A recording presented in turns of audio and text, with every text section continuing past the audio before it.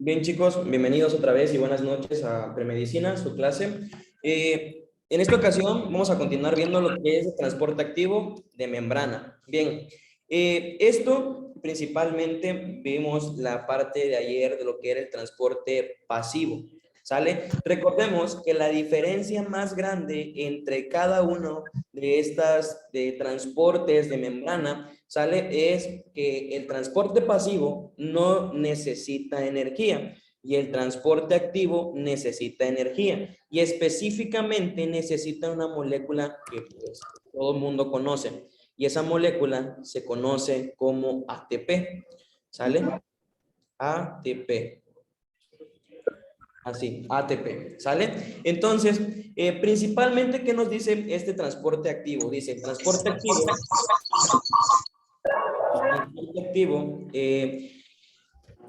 en el transporte activo, las proteínas de membrana utilizan energía, como ya les acabo de decir, ¿no? Utilizan energía celular para mover moléculas de iones por la membrana celular. Y ayer me preguntaban que sí, ¿qué pasaba si iba en contra del gradiente de concentración, ¿no? Y esto es justamente lo que sucede en el transporte activo. Si bien dijimos el día de ayer que a favor del gradiente de concentración, ¿qué significa? Alguien que alce la mano y que me diga qué significa a favor del gradiente de concentración. A ver, Carlos, dime. Que va de una zona de menor a mayor concentración. Al revés, de una zona Sí, sí, de de mayor mayor a menor. concentración a menor concentración. Muy bien, excelente. ¿Sale? Entonces, eso es a favor del gradiente de concentración. Y aquí vemos lo interesante, que es el lado contrario. Y dice que va en contra del gradiente de concentración. Si a favor quiere decir que va de una zona de mayor a menor concentración, esto va a ir de una zona de menor a mayor concentración. ¿Sale? ¿Queda entendido esa parte? ¿Sí? ¿Sí, chicos? ¿Queda entendido? Sí. Perfecto, muy bien. Permítanme.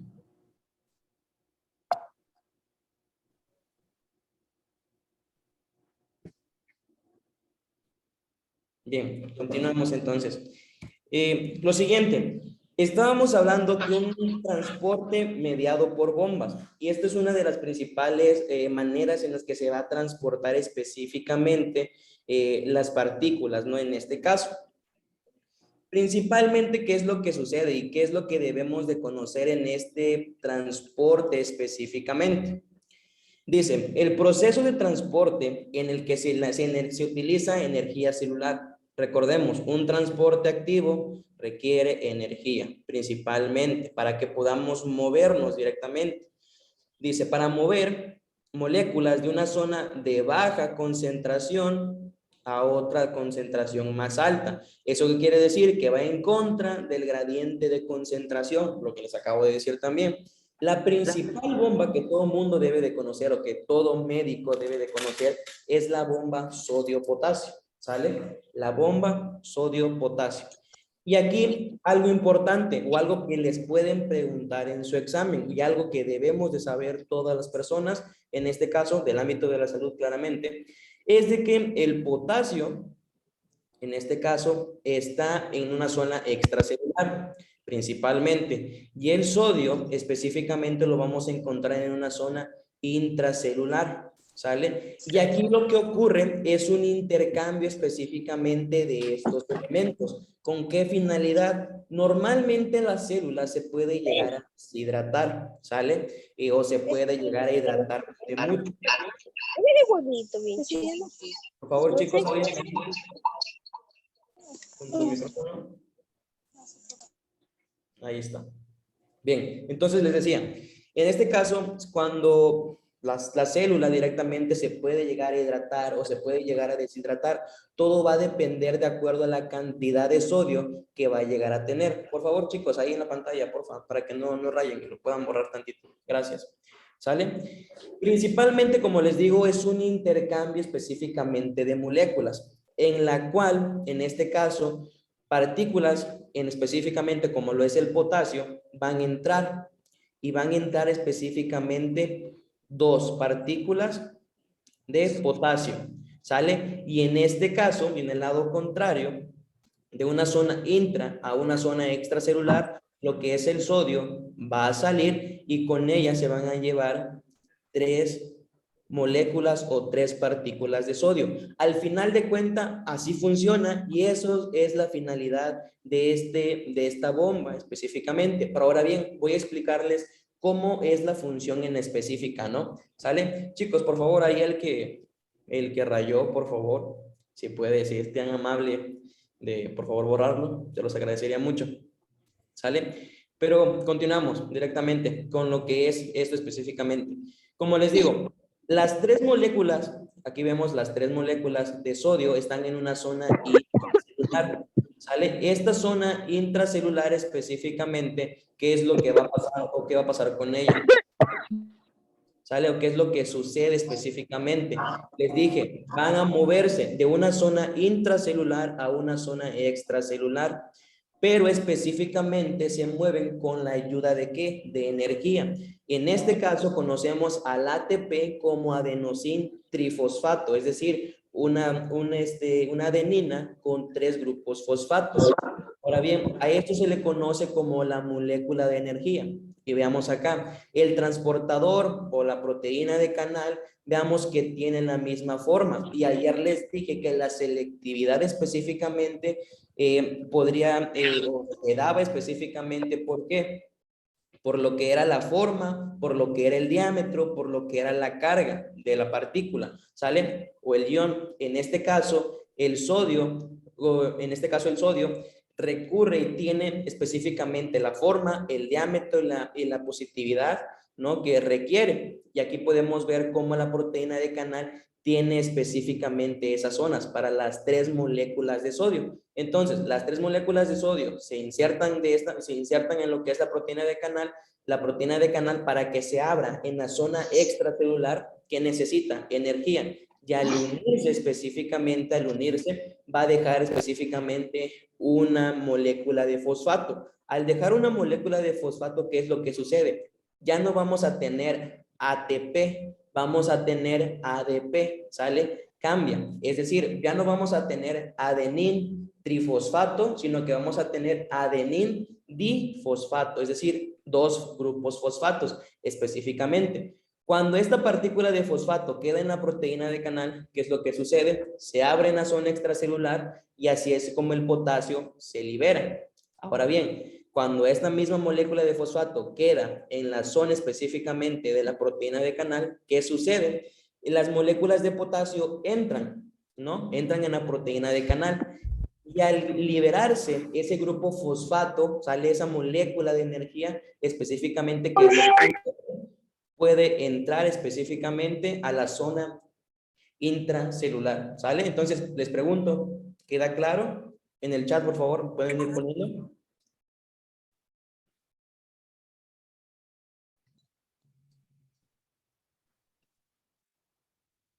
Sí, quedó claro. Ok, perfecto, muchas gracias. Voy a volver a repetir porque me parece que alguien puso que alguien puede repetir cómo cambió la ATP. Claro, ahorita lo vuelvo a explicar, permítanme, ¿sale? A ver, lo vuelvo a explicar.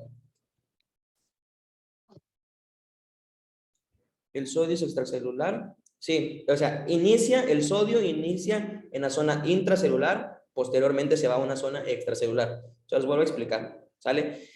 Bien, vamos otra vez.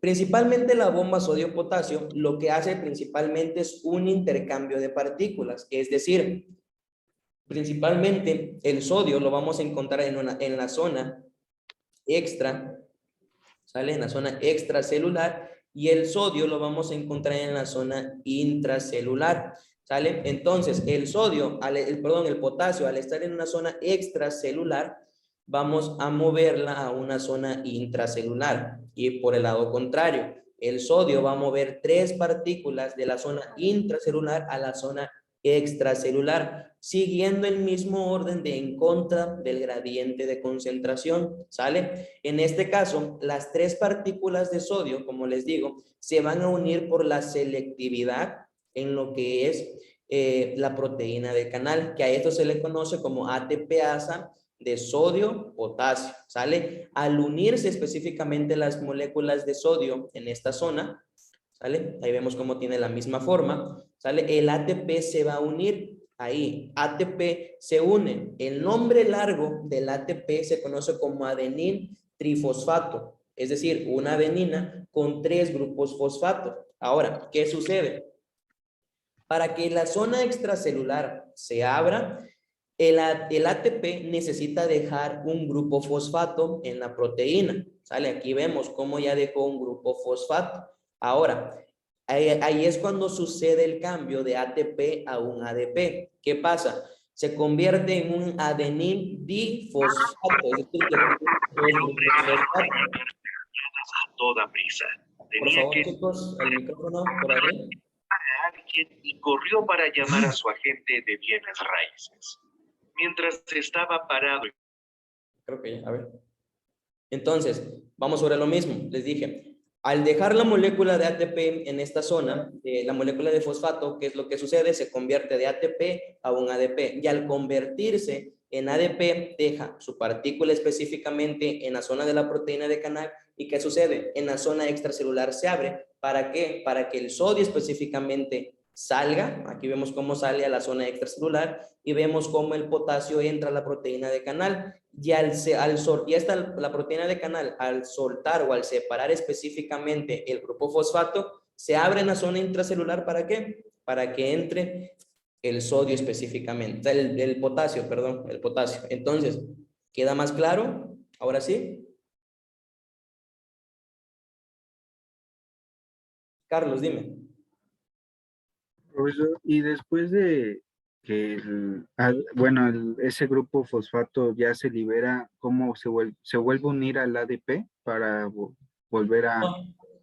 No, pasa, por ejemplo, lo de las respiraciones celulares, y aquí es donde se vuelve a convertir de un ADP a un ATP, o sea, por otros procesos, ¿sale? El ADP se vuelve a convertir. El ADP específicamente en esta zona se desenlaza por completo hasta que queden grupos fosfatos, se reutilizan en otras cuestiones, ¿sale? Ok, gracias. Sí, de nada. Bien.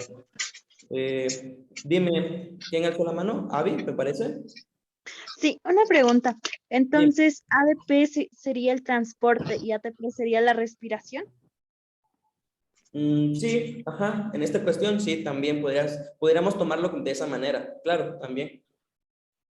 Ok, muchas gracias. Sí, sí, sí. Les digo, para cuestiones de su examen y para cuestiones de lo que ustedes deben de estudiar específicamente, no es como tal aprenderse todo el proceso. Obviamente, ya cuando tengan la carrera, cuando estén específicamente ya estudiando medicina, se lo van a aprender, ¿no? Todo a su tiempo, claramente. Pero específicamente, apréndanse eso. Esto es lo importante, porque les pueden preguntar cuántas partículas de sodio pasan a la zona extracelular cuando se utiliza la bomba con potasio, ¿no? Ustedes ya van a contestar 3, ¿no? O el lado contrario, ¿no? Les pueden preguntar de diversas maneras, ¿sale? Entonces, eso es lo que puede suceder, ¿sale? Les pueden ir preguntando eso. Compartir la pantalla. Pantalla y compartes. Bien, entonces, ¿dudas que tengan? ¿No? Una duda. Este tema específicamente es de fisiología, ¿sale? De fisiología, transporte de membrana, ¿sale? Bien, entonces continuamos. Si no tienen dudas, continuamos.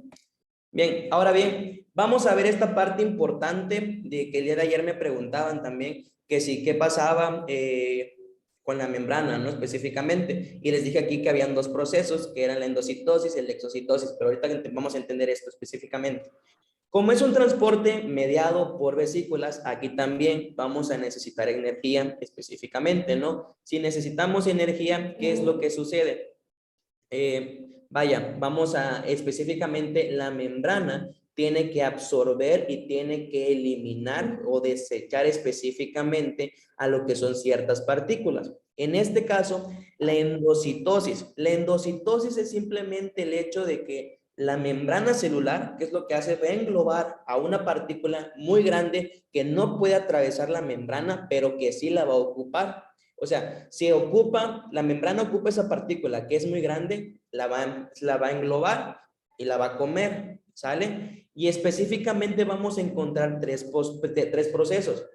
La pinocitosis, vamos a encontrar también lo que se conoce como fagocitosis y la endocitosis mediada por receptores. Al final vamos a hablar de la exocitosis. ¿Sale? Específicamente vamos a hablar de endocitosis. ¿Y qué dice? Una célula puede necesitar materiales de su entorno extracelular que son demasiado grandes para pasarlos por la membrana. Esto es lo que les estaba diciendo en este momento, ¿no? Que aquellas partículas que sean muy grandes, ¿no? Que no atraviesen específicamente las proteínas de canal o los poros específicamente, la membrana tiene esta facilidad de englobarlos y comerlos. Es decir, voy a regresar un poquito a las diapositivas. Vamos a regresar un poquito acá. Por ejemplo, si la proteína de canal, en este caso, como les dije, la selectividad depende del tamaño del ion, de la forma y de las cargas, ¿no? En este caso, si tenemos una partícula muy grande, es decir, que excede el tamaño, que excede la forma, la proteína de canal no la va a comer, no la va a poder pasar, tampoco los poros, porque los poros son más pequeños. ¿Qué es lo que sucede en esta zona? El proceso de la endocitosis. Y veamos qué dice. Entonces, la membrana plasmática engloba en vesículas que transporta dentro de la célula. Este proceso requiere energía. Se llama endocitosis, es decir, la membrana específicamente celular va a englobar algunas partículas, ¿sale? Es decir, las va a encapsular específicamente y las va a llevar hacia la zona intracelular. Todo depende si las necesita, ¿sale? O si son algunos desechos. Y ahorita vamos a ver esta parte. Primero, la pinocitosis. Dice, un segmento muy pequeño de la membrana plasmática sufre una depresión. Esto es una depresión, un pequeño hundimiento, que se hace más profunda conforme se llena de líquido extracelular.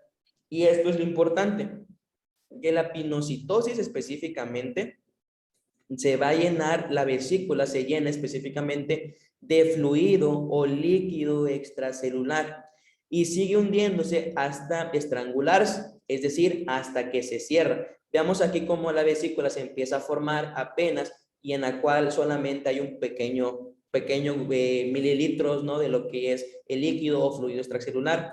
En este caso, veamos cómo se va llenando más, ¿no? Y vamos a llamarle que por gravedad, ¿no? Vamos a decir que por gravedad, lo que pasa que es que se va hundiendo y se va hundiendo más. ¿Y qué es lo que sucede? Se va cerrando y cerrando hasta que se forma esta vesícula con líquido extracelular. Todo va a depender si fuera de este líquido extracelular, no sé, requiere partículas muy grandes, como les estaba diciendo. Y aquí que dice, sigue hundiéndose, estrangularse dentro del citosol, ¿sale? Para formar una vesícula diminuta que se desprende en el citoplasma. Ok, perfectamente. Es lo que les explicaba y lo que les decía. Simplemente la pinocitosis es una vesícula llena de líquido extracelular. Es decir, la célula va a beber, ¿sale? O va a tomar agua, si lo quieren ver de esta manera. Ahora bien, pregunto, ¿dudas acá en este caso? Alcen la mano, si no, en el chat pongan que todo bien y ya avanzamos. Dime, Mari, ¿sí? Ajá. Después de que ya se convierte, por ejemplo, en el 3, ¿de ahí qué pasa, profe? Ok, vamos a llegar al proceso de la exocitosis, que ese es el siguiente proceso, pero no se adelanten, vamos a ir conforme, ¿sale? Dime, Zeus. ¿Para cuándo se va a usar la pinocitosis? O sea, ¿cuándo se va a suceder? Específicamente cuando normalmente sucede en algunos casos cuando la célula se encuentra como que un poco deshidratada, vamos a llamarlo de esta manera, es decir, cuando requiere partículas o específicamente líquidos de lo que es la zona extracelular a la zona intracelular. Normalmente se dice de esa manera, ¿sale? Si puedo regresar la siguiente, claro. Sí, claro, ahorita la regreso, permítanme.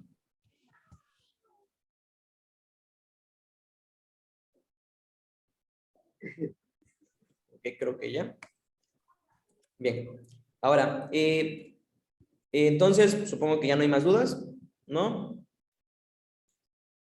Sí, de nada, de nada. Estamos hablando de transporte activo, ¿sale? Porque dice ahí que están entrando apenas, transporte activo. Profe, ok, ya, todo bien. Todo bien, todo bien. Dice aquí, ¿de qué está hecha esta vesícula? Vaya, de la membrana en su exterior y su zona interior está hecha por lo que es el líquido extracelular. Sí, dime, Avi. Sí, ¿el transporte activo solo es para las células o se aplica en algo más? No, para las células específicamente. Vamos a llamarlo así, solo para células. Muchas gracias. Sí, avanzamos entonces. Bien, ahora vamos a hablar de la fagocitosis. Bien, si antes les dije que la pinocitosis es como que la acción de que la célula va a tomar, es decir, va a tomar agua, en este caso la fagocitosis la usamos como un mecanismo de defensa, ¿sale? ¿Por qué? Porque es la acción de comer de la célula. No sé si todos, bueno, a mí me tocó jugar el juego de Pac-Man, ¿no? En el cual era así, muñequito, todo feo, a ver, permíteme, de que era un muñequito así, ¿no? Una bolita con un ojito acá y que de repente se iba comiendo las partículas que encontraba ahí a su alrededor, ¿no? Pac-Man, el jueguito. Sucede exactamente lo mismo. Aquí específicamente la fagocitosis está comiendo, está comiendo, está comiendo, pero específicamente, ¿qué es lo que come? Bacterias invasoras o cualquier microorganismo que tenga como finalidad dañar a la célula, ¿sale? Porque el mecanismo de defensa que vamos a encontrar en lo que es la fagocitosis es simplemente el hecho de que, vaya, ya reconoció que es algo malo la célula lo va a englobar, ¿sale? Lo va a encerrar, lo va a meter a la zona intracelular y aquí en la zona intracelular lo va a desechar, ¿no? Hay varios componentes en la zona intracelular, no recuerdo ahorita específicamente, pero que hacen que estas partículas se desintegren y lo cual queda, o el nombre correcto que se le da es vacuola alimentaria, ¿sale? Porque es decir, se la comió literalmente, ¿sale? Entonces, un ejemplo muy característico son los glóbulos blancos. Cuando entramos en un mecanismo de defensa o de lucha, específicamente los glóbulos blancos, como los leucocitos, específicamente los leucocitos, van a ser los que van a tener esta acción ¿de qué? De que fagocitar, es decir, fagocitan, es decir, se comen a cualquier partícula que entre al cuerpo, ¿no? ¿Para qué? Para que lo deseche al final de cuentas. ¿Sale? Entonces, eso es lo que sucede en la fagocitosis, ¿sale? Los lisosomas lo degradan, ¿no? Así es, los lisosomas, exactamente. El virus del SIDA se come a los glóbulos blancos. Más que nada, hay algo que se conoce como capside, que en este caso ese virus específicamente no es como que lo puedan comer, porque al final de cuentas es un virus, pero vamos a ver cómo sucede por los mismos receptores, ¿sale? Ahorita vamos a ver esta parte de los receptores. Esto específicamente de que va a englobar, específicamente engloban a lo que son las bacterias. Pero esto de que dices de los virus puede pasar en algunos casos en la endocitosis mediada por receptores, porque específicamente, vamos a lo mismo, un leucocito, un glóbulo blanco, tiene receptores. Esos receptores pueden agarrar específicamente algo que ya conocen, ¿no? Un receptor, por ejemplo, no sé, cuando nos da cualquier infección, los leucocitos son los primeros que van a entrar en este mecanismo de defensa. Glóbulos blancos, al final de cuentas. ¿Qué es lo que pasa? Esta molécula se une a este receptor, como vemos acá, empieza una fosa se empieza a hacer un pequeño hundimiento, ¿no? Y se empieza a crear esta fosa de recubrimiento, esto que está recubriendo específicamente. Y al formarse esto, vemos cómo estas moléculas van a ir jalando como un imán a todas las demás partículas y al final de cuentas lo que hacen es crear una vesícula recubierta, ¿sale? Eso puede suceder en algunas cuestiones como virus, bacterias específicamente, ¿sale? Ahora bien, me preguntan qué es lo que sucede después de esto.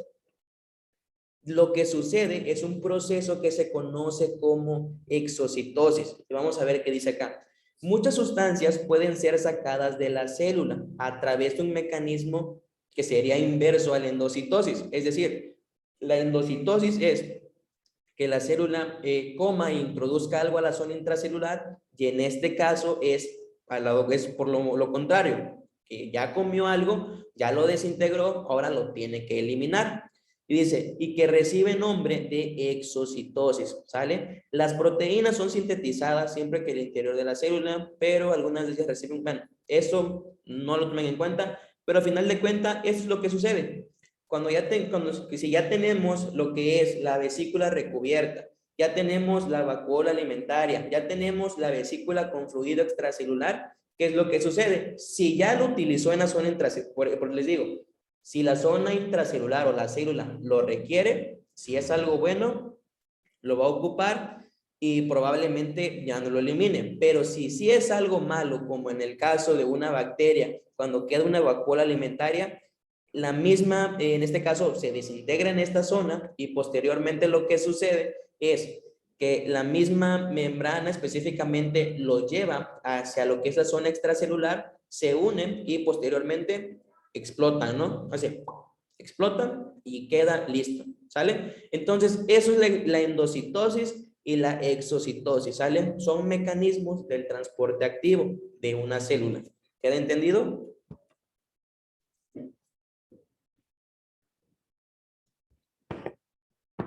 Pregunto, ¿queda entendido en el chat, por favor?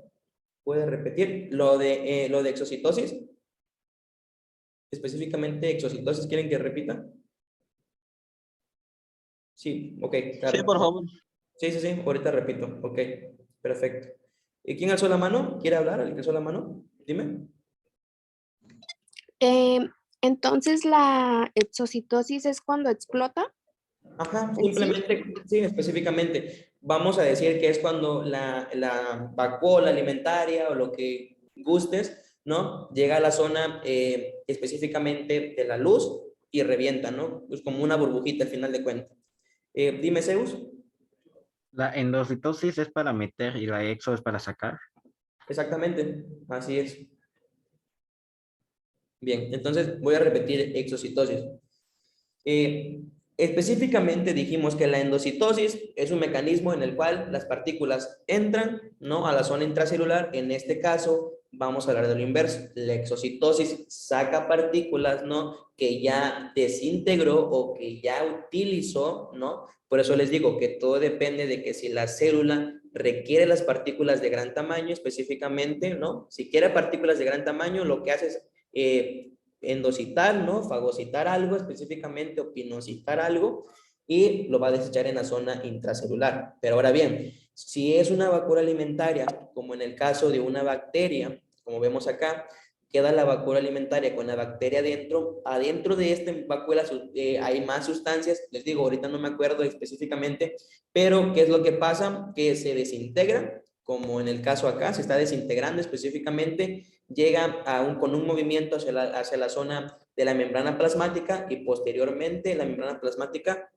lo explota, lo revienta para que esas partículas que no sirven se vayan a la zona extracelular, ¿sale? Sin causarnos algún efecto. ¿Ahora sí quedó entendido? Pregunto.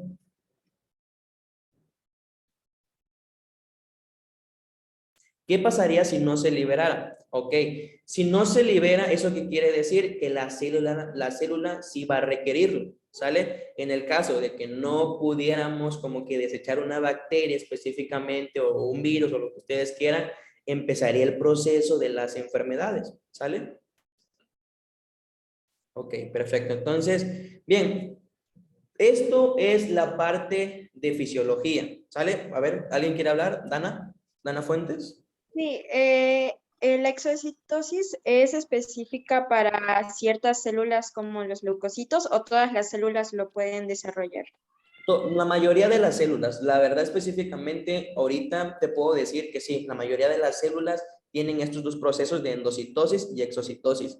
Creo, si no mal recuerdo, hay algunas células, ¿no?, que no cumplen esta función, pero son muy escasas, ¿no? pero pues por fines, ahorita para ustedes, yo les puedo decir que sí, que la mayoría de las células específicamente hacen estos dos procesos, de endocitosis, exocitosis, todo dependiendo qué requiera la célula, ¿sale?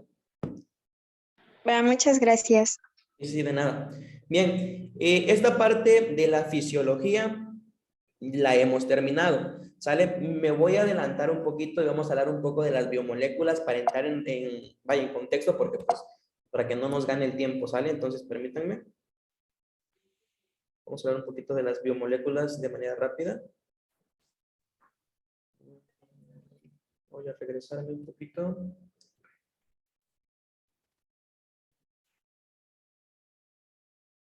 Bien, acá.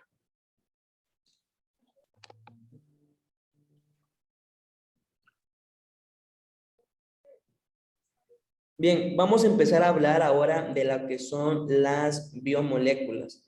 ¿Alguien conoce o ha escuchado algo de las biomoléculas? ¿No es lo que lo conforma el ADN? ¿Perdón? ¿No es lo que conforma el ADN? No. Ok. Hay una de las biomoléculas que conforman partículas que tiene el ADN. Ok, muy bien. Dime, Armando. Son aquellas que forman parte de las células, ¿no? Como las proteínas, lípidos, ácidos nucleicos y grasa. Exactamente, muy bien, muy buena respuesta. Son proteínas, ponen acá, chums, ponen acá también.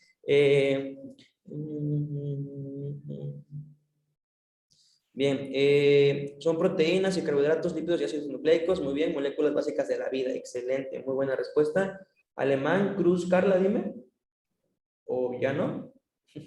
Parece que ya no.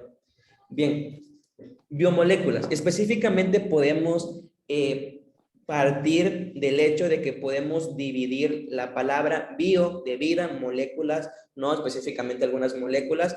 En este caso vamos a decir que son las moléculas de la vida, específicamente moléculas. ¿Sale? Son compuestos químicos de los organismos vivos, son partículas subatómicas, ok, que se están formando, ok, perfecto, muy buenas respuestas también. Específicamente, hablamos en el sentido de que las biomoléculas van a estar formadas específicamente de lo que se conoce como carbono. ¿Sale? En este caso, este ion de carbono nos va a dar como tal la pauta específicamente o nos dice que todas las biomoléculas van a estar conformadas o van a estar hechas ¿de qué? Específicamente de lo que se conoce como carbono. Va, en esa parte. Son componentes básicos que las células van a utilizar para su estructura y su metabolismo. Ahora bien, específicamente en mi caso, en México, llevamos algo que es llevamos química, yo supongo que todos hemos llevado química, ¿no? En algunas de la vida escolar. Y hemos visto operaciones químicas o fórmulas químicas en las cuales van de que carbono, el enlace, carbono, más carbono, que aquí ponen un grupo OH, ¿no? Que de repente aquí le sale un oxígeno, ¿no? O sea, cuestiones así. Estos enlaces específicamente es una manera en la que se pueden ver las biomoléculas. Pero ahora bien, ¿qué es lo importante en este caso? Las biomoléculas específicamente van a tener algo que se conoce como grupo funcional, es decir, esta pequeña cabeza, porque al final de cuentas es una cabecita que se conoce como grupo funcional, nos va a dar la pauta para decir, sí, tú eres un carbohidrato, sí, tú eres un lípido, sí, tú eres un aminoácido y sí, tú eres un ácido nucleico, ¿no? O un nucleótido al final de cuentas. Por ejemplo, es decir, si yo tengo un muñeco y a ese muñeco se le puede quitar las cabezas y le pongo la cabeza de Goku, va a ser Goku. Si a ese muñeco le quito la cabeza de Goku y le pongo la cabeza del Pikachu, va a ser Pikachu. O sea, cuestiones así, simplemente es como un pequeño ejemplo, ¿no? Pero ahora bien, ¿cuáles son estas 4 biomoléculas importantes de la vida? Es los carbohidratos, los aminoácidos, los lípidos y los nucleótidos. ¿Sale? Ahora bien, de esto mismo debemos de conocer o debemos de tomar en cuenta específicamente algunas definiciones, ¿va? Y específicamente deben de conocer lo que es el término de un monómero y un polímero, ¿sale? Y un monómero, ¿qué quiere decir? Un monómero es una molécula única, es decir, que está solita, solita. Y este monómero o algún monómero, bueno, ¿alguien conoce algún monómero? Bueno, el monómero que todo el mundo debe de conocer, ¿cuál sería? ¿Alguien alce la mano si sabe?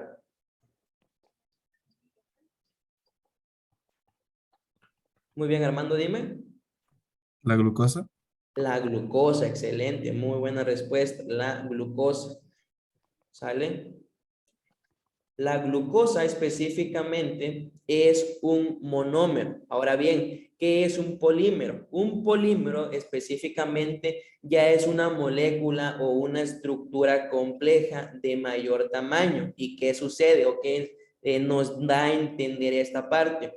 Que la unión de monómeros van a formar polímeros, ¿sale? Por ejemplo, esto es un monómero, un ladrillo, un bloque, que al final de cuentas, la unión de muchos bloques van a formar, ¿qué? Una casa, un castillo, ¿no? Lo que ustedes quieran.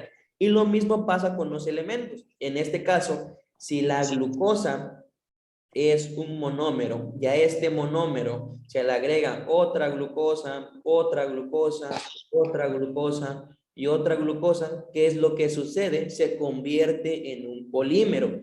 Y este polímero de glucosa, ¿cómo se llama? ¿Alguien sabe?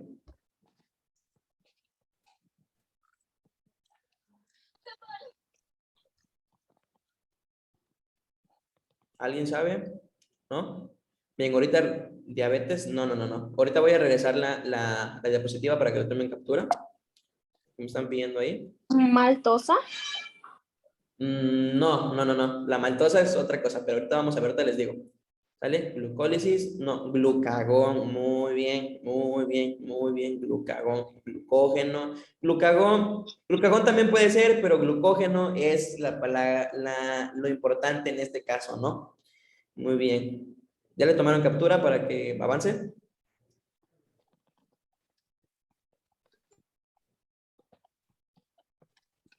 Sí, glucagón es una hormona también. Avanzamos.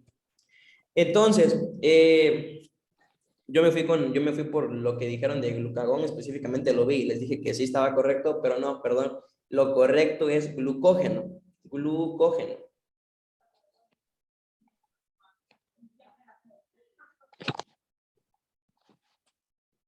Y el glucógeno específicamente, ¿qué es? El glucógeno es la forma almacenada o la forma de almacenamiento o la forma en polímero de lo que es la glucosa. Es decir, primeramente, un monómero, la glucosa, la unión de muchos monómeros, un polímero, y ese polímero de glucosa se conoce como glucógeno.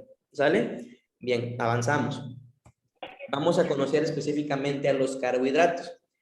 Y los carbohidratos, en este caso, los carbohidratos son muy bonitos porque específicamente algo que deben de entender es de que todos, específicamente todos los que son, en este caso, carbohidratos o lo que son los lípidos específicamente, o las proteínas, o los ácidos nucleótidos o los ácidos nucleicos, van a estar formados por carbono, se los digo, todos específicamente, ¿sale? En este caso, ¿qué es lo que sucede? También vamos a tener moléculas como hidrógeno y oxígeno. Y aquí algo importante es que debemos de conocer su fórmula, ¿sale? Que es el grupo funcional. En este caso, el grupo funcional de un carbohidrato se conoce como C, H, O, ¿sale? O luego O específicamente, que son hidratos de carbono específicamente, es decir, es un carbono hidratado específicamente, ¿sale? Entonces, eso es lo importante, conocer el grupo funcional, y este grupo funcional nos va a dar específicamente el decir que sí es un carbohidrato o un hidrato de carbono, ¿sale? Ahora bien, importante, dice, constituye moléculas con funciones como fuente de energía. Y eso también es muy importante. ¿Por qué? Porque principalmente se dice que los hidratos de carbono que van a ser específicamente la primer fuente de energía que vamos a tomar nosotros, ¿sale? Es la primer fuente de energía. Dime, Zeus. Los carbohidratos, entonces, es la principal fuente de energía, entonces los lípidos serían la reserva. Ándale, exactamente. Ahorita voy a llegar a eso y ahorita vamos a entender también esa parte y por qué reserva. Ahora bien, se dice que la principal fuente de energía es un carbohidrato. ¿Y por qué?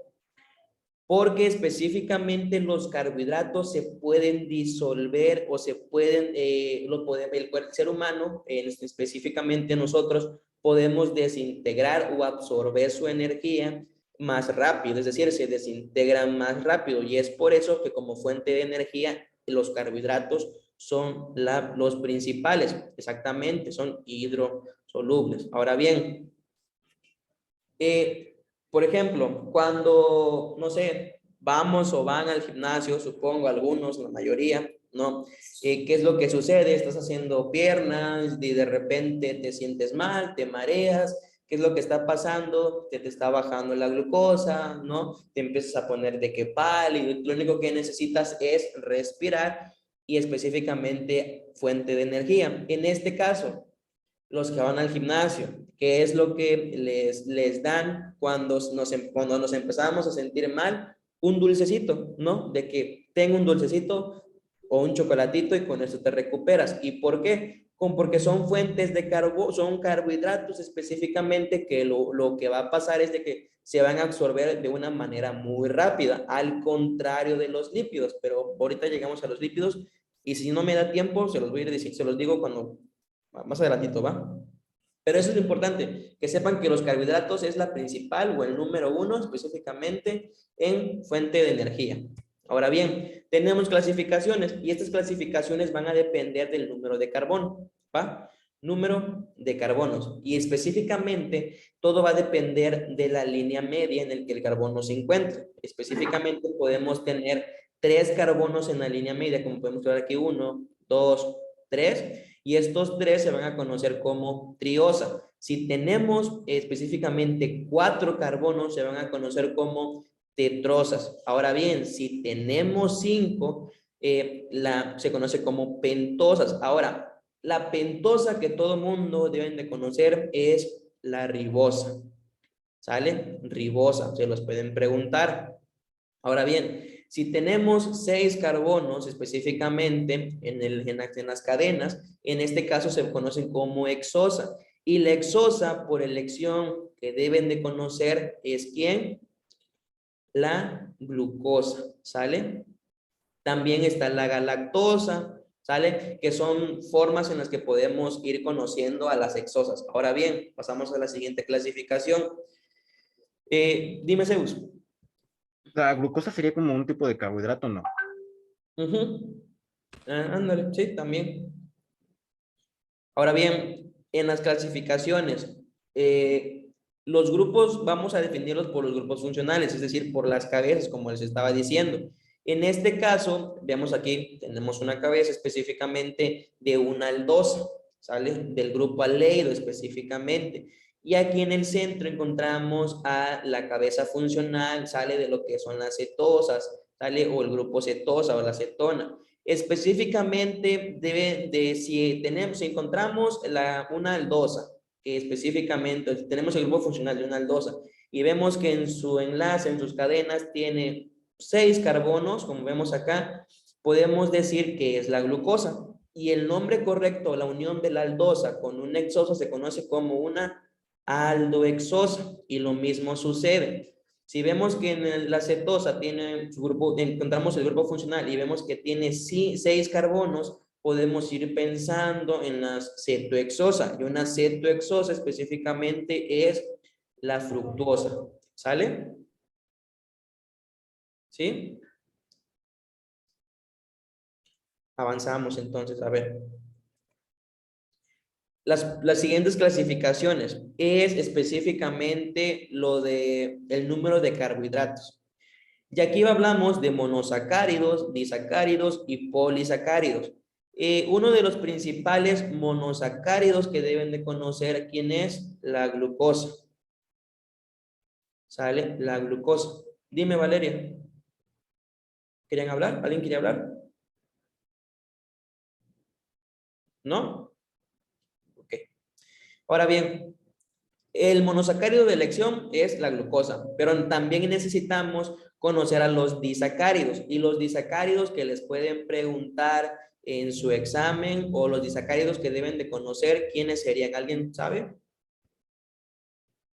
Ok, maltosa, como tal, ok, puede ser, ok, puede ser. Pero en este caso específicamente yo voy a lo que les pueden preguntar específicamente en su examen. La lactosa, ándele, muy bien. La lactosa, muy, muy, muy bien. ¿Y la lactosa de qué está formado?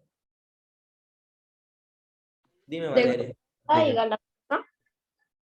De ¿Perdón? glucosa y galactosa. Exactamente, exactamente. Vamos a ponerlo acá. Glucosa más otra G que sería galactosa. Ahora bien, ¿cuál sería otro disacárido? ¿Cuál sería otro disacárido? ¿Alguien sabe cuál sería otro disacárido? La sacarosa. Ok, ajá, la sacarosa también. También podremos encontrar la Glucosa fructosa. más glucosa. Ajá, glucosa más glucosa, sacarosa, ¿sale? También podemos encontrar algo también que les pueden preguntar, y eso sí viene en su examen específicamente, es la fructosa. ¿Y la fructosa de qué está formada? De glucosa más fructosa, ¿sale? También. Entonces, así como funcionan los disacáridos, es decir, la unión de ¿De qué estaba formada? monosacáridos de glucosa más fructosa. ¿Sale? Ahora bien, la unión de estos monosacáridos forma un disacárido. Ahora bien, la unión de más monosacáridos o disacáridos ya van a formar los polisacáridos. Y un polisacárido que todo mundo debemos de conocer, que sería la forma de almacenamiento de la glucosa, ¿quién sería? Glucógeno. ¿Almidón? El glucógeno. El glucógeno. ¿Sale? Glucógeno. Excelente. Y así es como de esta manera se van a clasificar, ¿sale? No me va a dar tiempo por la hora específicamente de seguirles hablando de los lípidos, pero lo podemos ver mañana. ¿Qué les parece? O si gustan, ¿quieren el repaso de anatomía o quieren que veamos, pues, sigamos viendo esta parte? Ustedes, como ustedes gusten, ustedes digan. Que le Profe, continuemos, ¿no? yo, ¿Perdón? Ok, Aileen, dime.